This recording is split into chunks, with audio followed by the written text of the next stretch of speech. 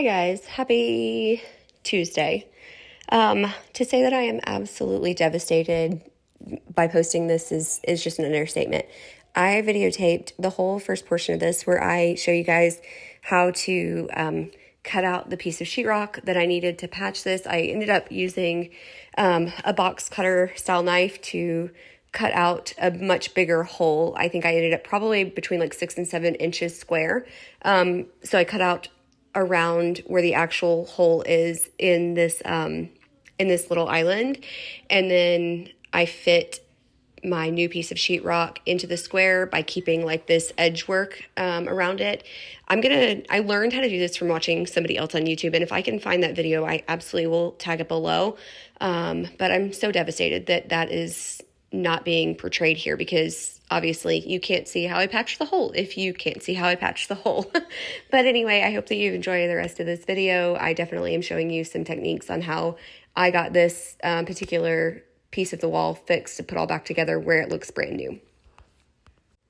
Also, just a little bit of background information. This hole is from my 16-year-old who lost his balance one day and put the edge of the Barstool through the wall and created this hole. Thank God he's okay, because he did fall backwards onto our floors that are just like an LVP covering concrete, but he's totally fine. The wall, not so much. So this is me fixing that. The parts at the beginning of this that you did not see was me fitting in the new piece of sheetrock, and then I did a pretty thick coat of spackle all over the piece of sheetrock that I put in, all over the banding that I told you that I kept.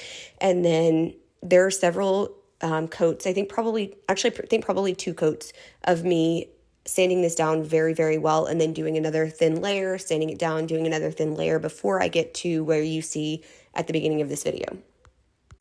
One of the things that is vitally important in this process, and this is how I make it so smooth, is that after I get that last coat done and I feel like everything is very cohesive, I sand everything down, and then I take a very warm washcloth and I just very, very gently go over the whole piece. And any place I feel high spots, I very, very gently just sand those down with my hand with this wet washcloth, and it almost becomes like a clay material that you can mold, and it literally comes out flawless every single time.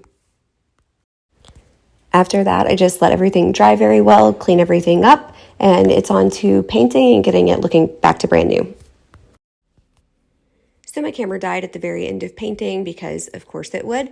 And so I didn't get the very end of me painting, but I did take you guys a photo so that you could see the end result. I hope that you love it. I'll see you in the next one.